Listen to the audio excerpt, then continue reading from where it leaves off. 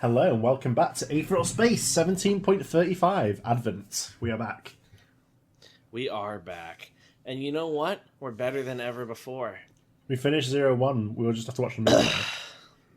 Yeah, so expect the plot of Aetheral Space to get a lot more common writer ass. Yeah, well, we all got the Sealy Rangers. That was already some Toku bleeding in there.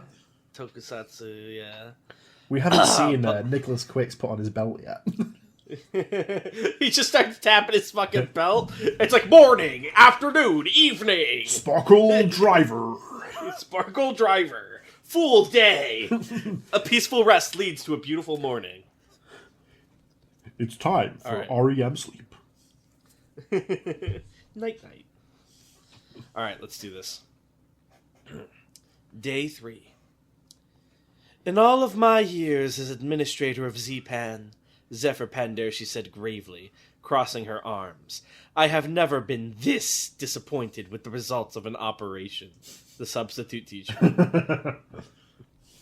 In the aftermath of the battle at Oberon's gates, Pandershi had called all of Z-Pan's senior staff to an emergency meeting in the central amphitheater. She stood at the head of the room in the form of a long-haired young girl, looking out at her subordinates, her expression not best pleased. Everyone had been called out. The Unseelie, the Sealy Rangers vice commander, even the playboy Harry Phantasm. With only a few exceptions, none dared meet Pandershi's accusing gaze. Oen Songshu, Pandershi began. I'd first like to make clear that none of this applies to you young ladies. You were ordered to remain stationed in the theater, and you did so without fail. Well done. The imperious words were almost comical coming out of the mouth of an adorable little girl, but Oi accepted them with a grateful nod. Thank you, Director, she said quietly. Despite Pandershi's assurances, she still had the tone of one who had been scolded. Songshu just gave a half-hearted thumbs up. Gregory Hazard isn't here. He's being treated for his injuries, Pandershi continued, her eyes sweeping over the room, but he too is exempt. Even though he took a beating in the process, he managed to defend Oberon against that pest May Miracle.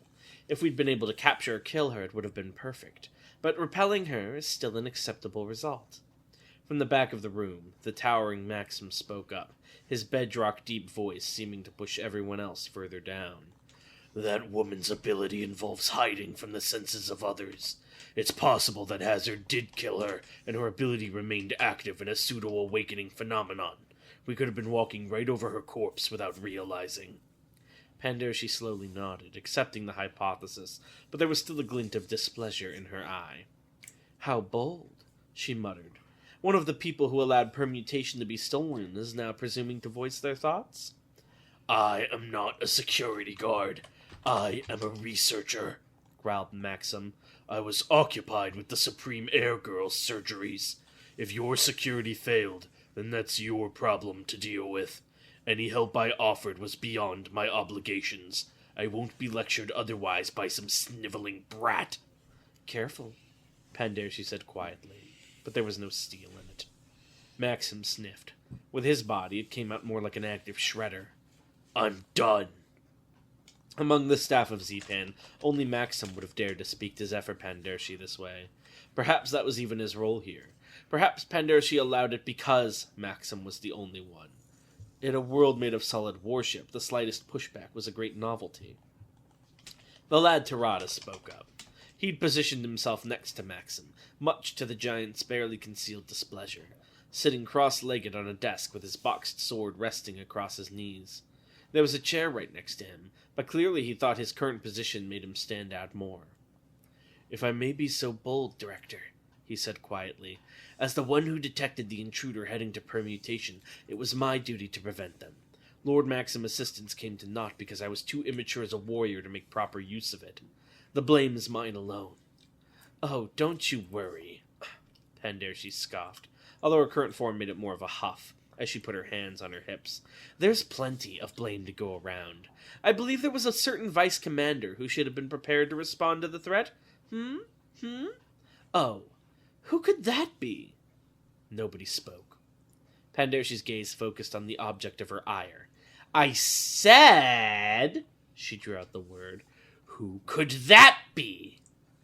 Still, nobody spoke. Vice Commander Quicks! Pandershi bellowed. At that direct address, Nicholas Quicks jumped back to life. Up until now, he'd looked lost in thought, his gaze distant as he turned something over in his mind. Pulled back into the present moment, he hurriedly rose to his feet and gave a model salute. "My most ardent apologies, Director," he rattled off. "There's no excuse for my lapse in focus, but I was occupied by thoughts of my injured men." "Your daydreaming is the least of my concerns," Pandershi said, stepping up on a pre-prepared box so she could look her subordinates in the eye. "Why did you go to Ward 8 tonight? You know I've forbidden all interference with it." Nicholas looked down at the ground guiltily. "Well, you see, ma'am," he muttered, "there was reliable intelligence that the intruders, Atoy Musazi and Ruth Blaine, were operating out of there. I thought that allowing them to run free would be a far more disgraceful desecration of the site." Pandershi narrowed her eyes.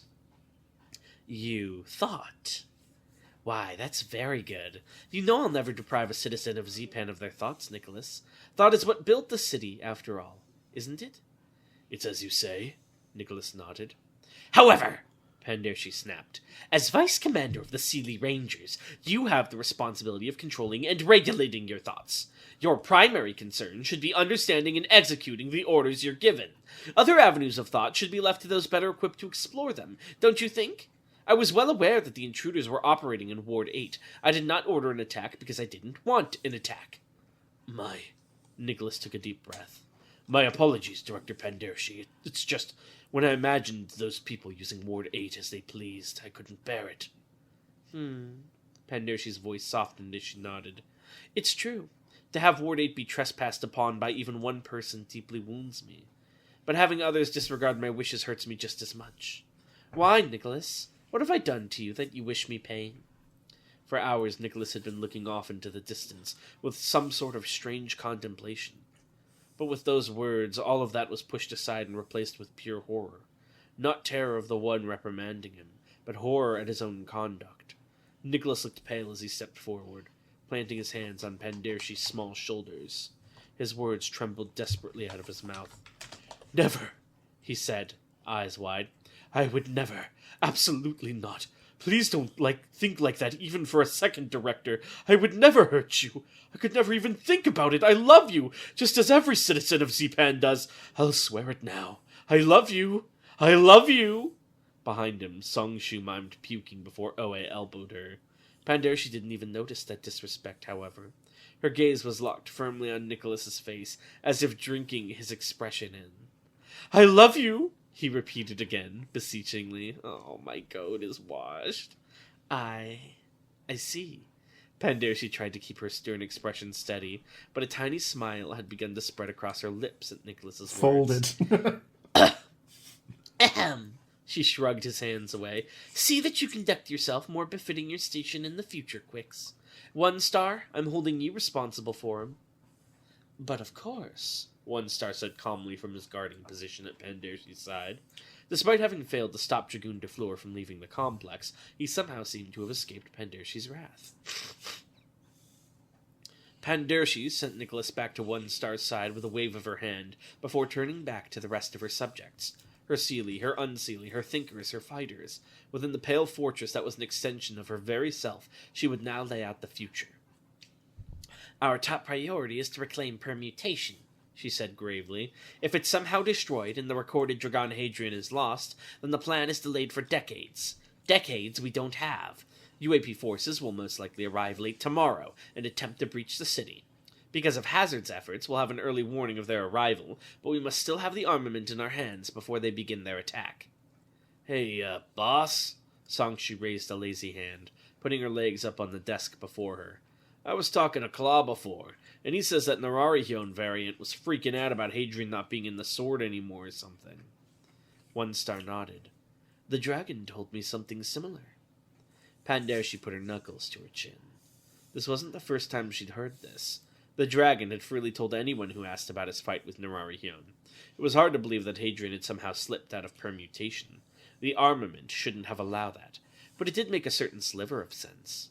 As a guardian entity, Nararion was a fundamentally different sort of existence to the other participants in the permutation ritual. It should have been possible for it to force the victory program once it made direct contact with the sword. That would have been its own sort of disaster, but the fact that it had failed suggested that permutation had been lacking the necessary materials, namely, Dragon Hadrian. Still, even if Dragon Hadrian has somehow slipped its leash, Pendershi said slowly, he's certainly still connected to the sword. We recover permutation, and then we judge from there. Sorry. No problem. Anyway, Pendershi's like, who the fuck did that? I doubt it's as simple as him just walking around Z-Pan. A Supreme can hardly stay hidden for too long. She looked up. 1 star, Quicks, the Sealy Rangers will begin a comprehensive sweep of all wards within the hour, including, she swallowed, including Ward 8. I want no stone unturned. Cross-reference with central surveillance for a comprehensive map of everyone's movements tonight. 1 star smiled. As you wish. Phantasm, Pendershi went on, amber eyes flicking to the man at the back of the room. Your temperance automatics will handle the search outside of the city. I doubt the intruders will remain in Ward 8 after Quix's attack. Most likely they'll retreat back into the city ring. No discretion required. If those automatics need to tear down every building out there to find them, that's fine. We should have cleared away that eyesore decades ago anyway. Harry Phantasm flashed a peace sign. No problemo, Pendershi girl. Pendershi clapped her tiny hands together, looking down at the rest of the room sternly. Well, she said, get moving! As the room exploded into motion, the director of the Pendershi Foundation took a deep breath. Also, she said, I want that hole in the roof covered up. My citizens won't like it. Popcorn.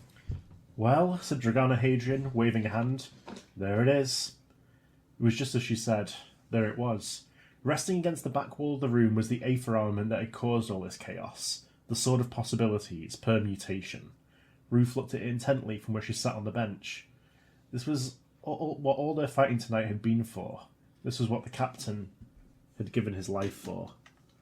They'd known it wouldn't be long before Z-Pan forces returned to Ward 8 in greater numbers, and so they'd made the decision to retreat back into the city ring and establish a new base of operations there, and no one could see that coming, of course. It's okay, they don't all have to get laughs, it's fine. If what Dragana said was true, then the only remaining member of the trio that had been hunting through the abandoned city was Nararion. Hey, let me. Yeah? It was a good one. I was just getting a tissue. Oh, no, it's okay. It was a work of art. Take it there. Apparently, he'd become stupid strong, but Ruth would rather be in the territory of one Nararion than having to face all the forces of the Pendershi Foundation. This abandoned gymnasium would serve nicely. Dragana had used Pisces paint to make the exterior seem even more dilapidated than it actually was, so hopefully he'd be able to stay hidden for a while. Not forever, though. Ruth had no illusions about that. Pendershi had made use of permutation because it was part of his plan, the plan Dragana had heard about in Oberon. Z-Pan's top priority would be getting it back. Excuse me, though. Ruth's gaze drifted over to Dragana herself, who was leaning against the wall next to one of the exits, eyes fixed on the script in her hands. While the others were searching the city ring for supplies, she was trying to get access to Z-Pan's tactical communications so they could keep track of enemy movements. But she wasn't having much luck. That made sense. Security would be stronger than ever right now. What didn't make sense was... I'm surprised, Ruth called out. Dragana looked up from her script. What's that? I didn't think you'd bring it back here, Ruth went on. To us, I mean. You said this was a temporary alliance or whatever. I just don't get how handing us permutation helps you. You know my goal is to get the original Dragon back. You could have run off with permutation yourself. Why'd you bother coming back? Dragana considered the question, flipping her script up into her sleeve and crossing her arms. The captain gave his life for you, she said after a moment. I'd have felt like shit if I betrayed you guys right after that. Besides, I get the feeling your goals have changed a little, right? She glanced over knowingly. Ruth smirked. It seemed that no matter what, Dragon Hadrian could always see right through her. It was just as Dragana had said. The captain had given his life for Ruth Blaine. She'd feel like shit if she betrayed him right after that. Permutation isn't a law of nature or anything, Ruth said. It's a thing people made, so it's a thing people can fuck with. All that wacky stuff Nerarion was doing proves that. If we can get the swords to someone who knows what they're doing, I bet they can figure out a way to free Dragana and keep you guys around. Easier said than done. Dragana's voice was doubtful, but she was still nodding along. Ruth shrugged. I'd rather fail at getting what I want than succeed with a result that made me feel like crap. I'm still a nebula anyway. I bet I've got resources and stuff I can call in. She took a deep breath. With everything that happened on Serendipity, the UOP are going to attack this place soon. All we got to do is survive long enough to link up with them. You're not lying, Dragana muttered, conscious eyes scanning Ruth's expression. But that doesn't mean you're not wrong. It's a gamble at best. Ruth chuckled, standing up from the bench and cracking her neck. Within the ruins of this old building caging them, and the darkness of Nermut's eternal night pressing in from the outside, she extended a hand and grinned. This was no heart-building, but it was time to make another offer to the very same person. How about it, then? Ruth Blaine asked. Want to make a gamble with me? The world answered before Dragana Hadrian could. Boom! Boom! Boom! Each of the sounds would have been loud enough individually to shatter the sky. Together, they were more than enough to shake the very earth below. Ruth and Dragana stumbled as the building around them trembled, the tremors persisting for several seconds before finally tapering off. As the two women recovered, their eyes met. What the hell? Dragana wondered. They ran out another word to find out what was going on. Without a doubt, that noise had been coming from above. Far above. There was something familiar about it, too, Ruth thought as she entered the dust-choked streets. Something that made her think back to the events on Serendipity. Ruth Blaine looked up. Oh, she said. Popcorn. 2 minutes earlier. Deep in the darkness of Oberon, Maxim was working on his masterpiece. The Girl Acclima's ability, Curse Hand, was unparalleled in its opposition to Aether. Maxim's intentional product, Der Freischütz, could only detonate the Aether it was directly exposed to. But this girl's subconsciously developed ability reached into the very workings of Aether itself to punish the user from any distance. Maxim had never seen anything like it. How wondrous the mind of a child was. Of course, potential always needed to be nurtured. That was how Maxim found himself working over an operating table, with scalpel and saw in hand, preparing the unconscious Acclima for tyrannicide. Only once she was compatible with it, and had tasted the power it offered, would Curse Hand have fully matured. If Maxim's dream was to become a reality, he needed both Curse Hand and Der Freischütz together. If Maxim was to create and murder a god, the girl called Acclima was absolutely essential. Boom, boom, boom. Maxim looked up. 2 minutes earlier. So is his goal to, pull a fucking Jin in Yaiba and, summon Aether and then kill it at once? 2 minutes earlier. So you two are my bodyguards, huh? The dragon asked cheerfully.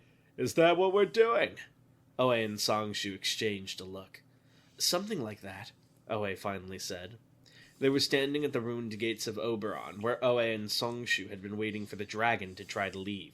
Now that they'd lost permutation, it was vital that the Zipan forces safeguarded the Hadrian variants in their possession, Libra and Sagittarius, as much as possible. If the ritual was going to end, it had to be at their discretion. Little Pandoshi doesn't want me walking around causing trouble, huh? The dragon grinned. That's kind of a bummer. I like causing trouble. It's my second favorite activity. Just under disobeying orders. No, it's lying and sleeping! He's got different ones. Songshu furrowed her brow. Making people wrong? What's that supposed to mean? It's simple, the dragon smiled. That's my You lovely ladies are so sure you can stop me doing what I want, so all I've got to do is make you wrong about that, right? Oe and Songshu tensed up, sensing the killing intent that suddenly suffused the air. The dragon, for his part, seemed liberated from tension entirely. As he took the first step forward, he looked utterly relaxed. It seemed that, for the second time that night, a battle would erupt at the gates of Oberon. Only... boom, boom, boom. The dragon looked up. 2 minutes earlier, the creature called Capricorn crawled through the maintenance tunnels of Zipan like a human spider down the drain pipe. A wonderful, horrible, infuriating, despairing anxiety rumbled within its chest, among the artificial organs and cybernetic implants. Soon, soon, soon, soon, Delsed would appear once again, lovely Delsed, bloody Delsed, and the whole adventure would be embarked upon once more. It was just like at the Heart Building, just like how this whole dreamy nightmare had started. Even a toy Musashi was here. Licking specks of moss off of the metal with a prehensile tongue, Capricorn considered the toy Musashi. What a good guy, what a nice guy. The man who had saved Capricorn's life in the real world was still alive in this fake one. That was proof. That was proof that God was real and kind and full of shining malice. But Delsed, always the thoughts returned to Delsed, the bleeding, guiding star. What sort of faces would Burnout Delsed make this time? Ah, Capricorn wanted to open him up right now. It didn't want to wait. It wanted to tear his limbs off and make him eat them. Would you do the honors? Delsed. Delsed. Delsed. Boom, boom, boom. Capricorn looked up. A dark beast was perched upon the great roof of Zepan. Its body was bulky and yet lithe, like a mixture between a gorilla and a wolf, but the closest thing it had to a face was a pale mask covered in tiny holes. It lingered on the edge of the hole in Ward 1 the captain had created with his final gambit. It was not looking into the city below. It was not seeking an escape from this place. For the time being, it was doing only one thing. Waiting. It looked up. Boom, boom, boom. 5 minutes earlier. You look like you've been having a busy day, Nyan said, looking up from the bed as the doors opened. Zephyr Pandoshi stopped only for a second, looking at Nyan with his public face, the handsome visage of a young man. Although this bedroom at the peak of Oberon was more for utility than anything else, it still should have been secure enough that people couldn't just walk in and lounge on the bed. Then again, this was the leader of Darkstar, so perhaps Pandoshi shouldn't have been surprised. Sleep had ceased to be a major concern for Zephyr Pandoshi even before he developed the extensions, but biological reality demanded at least some bed rest. Pandoshi had several rooms like this throughout Oberon, but this one was his favorite.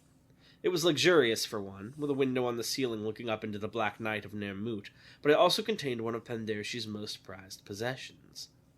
A glass slab like an art piece, with something like roots just barely visible through the opaque surface. Pandoshi could say with confidence that Nyan hadn't interfered with that. Even if he could have, it was the sort of thing he'd enjoy intact. I work through 26 bodies at once, Pandoshi said casually, stepping past Nyan to look into the wall-length mirror. Every day is a busy day. He turned his head this way. Did you ever notice 26 is double as many as the Zodiac? He's so much better. He turned the 1000%. He turned his head this way and that as he inspected his reflection, tugging on his face experimentally. This extension's skin was beginning to lose its youthful luster. Perhaps it was time to recycle the body and replace it entirely. Nyan blinked innocently, hugging a pillow close to his chest. Come back to bed, 26? Babe, come on, he wondered aloud. Is that really true, though? You've got the one downstairs, too, remember? Deep down below... picture of Dorian Gray ass, original body.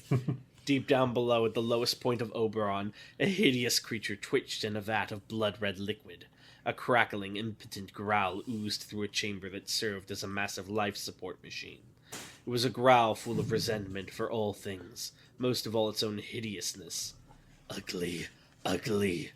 Up above, at the top of Oberon, Pandoshi bit his lip. I'd thank you never to mention that to me again. Sorry, Nyan giggled. I didn't realize that was a sore spot for you. Liar, Pandoshi thought, but he didn't pursue it. Instead, he turned away from the mirror, clasping his hands behind his back. There's no good reason for you to be here. Nyan cocked his head. Huh? You think so? I mean, after that Hadrian variant went and froze us, you've been so busy I haven't even had a chance to talk to you. I've been feeling really lonely and neglected, you know? No, Pandoshi replied tersely. What I mean is that you have work to do. With things as they are, it's vital that we have the bonding agent completed as soon as possible. I've prepared a sterile environment in Oberon's core for you to work with Ahura Mazda. Get over there and get started. Nyan slumped over. You're gonna put me to work this late at night? You don't sleep. Well, you've got me there. Nine switched to a smile without missing a beat. He leapt off the bed, miming stretching out without any hint of actual exertion. I guess I'll just head to... His words trailed off. Pandershi raised an eyebrow. What? Boom, boom, boom. Zephyr Pandershi looked up. 3 ships had appeared high in the sky above Nermut, each accompanied by the boom of a sudden light point jump. The exact sort of jump that should have been anticipated far in advance by Zepan's early warning system. Pandershi looked up from his bedroom. Elsewhere in Oberon, Pandershi charged out onto balconies and looked with other eyes. In the central control room, Pandershi pulled up high-fidelity holograms of the new arrivals. Breath caught in throats. 3 ships. One was a huge cuboid mess of interlocking metal, like a great number of vessels had collided a long time ago and been unable to work themselves free. The second, in stark contrast, was like a single long tower, intricate and delicate in its architecture, surface-coated with statues, great wings of glass spread out behind the vessel to absorb starlight. The third was barely visible at first. It was black as night, blending in effortlessly with the sky behind it. A smooth and featureless pyramid. In the bedroom, Pandershi opened his mouth. That's... he began. He never got to finish his sentence. Nine didn't interrupt him, nor did anyone else in Oberon anywhere else he was. The one that interrupted him was a voice that came from everywhere and nowhere. Advent! The voice boomed out, woven together from many disparate tones, humanity packed together so densely that it became inhuman. It came from every console, every script, every automatic, from each and every device within Zepan capable of producing sound. A legion spoke. Advent! Here and now! It is declared. The reprobate Zephyr Pandershi stands accused of crimes against nature. The reprobate Zephyr Pandershi stands accused of mass murder. The reprobate Zephyr Pandershi stands accused of attempted apotheosis. These charges, along with countless others, have been investigated by our agents and found to be true. The verdict is unforgivable. The verdict is crusade. Thus agrees the sect Humanist. Thus agrees the sect Superbian. Thus agrees the sect Paradisus. Thus the final church declares here and now. Crusade. Crusade. Crusade upon the unholy land, Nermut. Oh, are those the 3 big ships? Zephyr Pandershi looked up at the sky through many different eyes. I'm just imagining the fucking gif of the dude looking up. Yeah, that's exactly what it is, yeah. What the fuck do you mean it's holy war? Is this, what's that thing called in Dune, the something jihad? He looked upon the 3 flagships of the final church, the Menagerie, the Deus Nobiscum, and the Eliza. He looked upon the swarms of ships that were already descending, fighters ready to rain down hell. Behind him, Nyan was covering his mouth with his hand, but Pandershi didn't spare him a glance. He opened his mouth. Said Zephyr Pandershi. Oh my god, Sobek would fucking lose it over this. My ASRP guy would be having so much fun. You forgot about us, Arc 9 will never be relevant. The Arc 9 in question. Like that. I've got everything accounted for. The supremacy and the UAP will never stop me. It's like, oh fuck.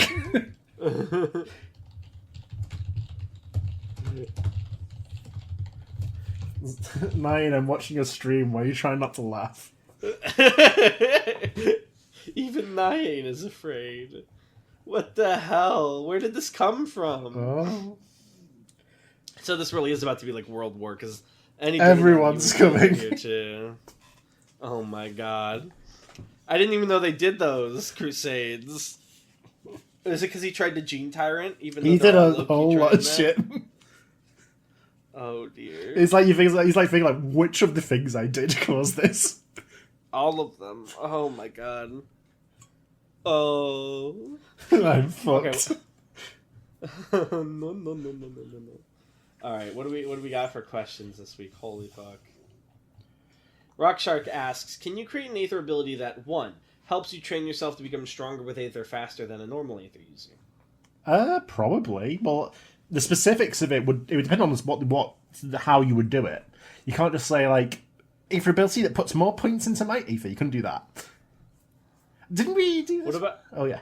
What about help you train other people to become stronger with Aether faster than a normal? Okay, it's a similar thing. Like, what's the method? How do you do that? Like, I would say the teacher's Aether ability is kind of like that because he's basically it's like those fucking shitty solo leveling prompts. Like, do this task or get sent to the hell world. That would be funny. Maybe you could do that. Maybe you could have the system. 3, help you train in the killing arts faster than the normal. Well, that's just like a matter of muscle memory and shit. So yeah, you can enhance your muscle memory with Aether probably. You could have a specific ability for that. Oh yeah, ability. Maybe something literally like the Dragon Ball Z, where it's like your body's weighted down by like 25 times gravity, but the muscle memory is acquired 25 times as quickly. Because you're like going through the motion. That's fun. Weiser asks, in 1.18, Minister Goalie mentions trouble was Jin. Was that ever intended as something like Palatine? I, of course, remember entirely what I intended when I wrote Jin. I low-key think Jin was your Palatine, because that makes sense. No, Palatine, I remember I came up very specifically with Palatine in the Elysian Fields arc. Then who was Jin? I don't remember. I think I got a vague memory there was some kind of like information brokers, maybe? Maybe. We'll come back next chapter, because I've just been reminded about this. Like, fuck, I forgot Jin! How do Neverwire... Next chapter, there's another shipper who's like, we are Jin. We have come to stop you, Pandershi. Agent Tarask asks, how do Neverwire bullets work? To elaborate, Neverwire requires electricity to work, so how does a bullet supply power to the Neverwire? Well, because Neverwire bullets aren't that common, and that's because there's a little, I don't know, fucking battery in them. So the complex little gadgets, more than bullets. Interesting. I always imagined it was like a taser where like you fire the bullet and there's lines attached. Yeah, to there's the back that. That's a channel variety as well. But it. for long distance ones, they have to have like a little power source in the bullet, which is, of course, tricky. Interesting. Lan asks, did Samson Rhodes have any friends, family, or allies that would have been shocked he disappeared? No, he took care of those. Oh. Lan asks, they already replied to this, but they didn't say. Hilasaj... Oh, that's just answering. Rurum asks, we know Hilasajri was one of the 13th Hour clan group, but what family house was she part of? And did Renee and Adore inherit her last name and clan group?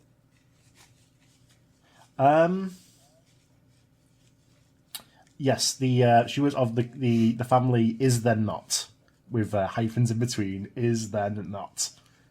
Is no, there's no escaping.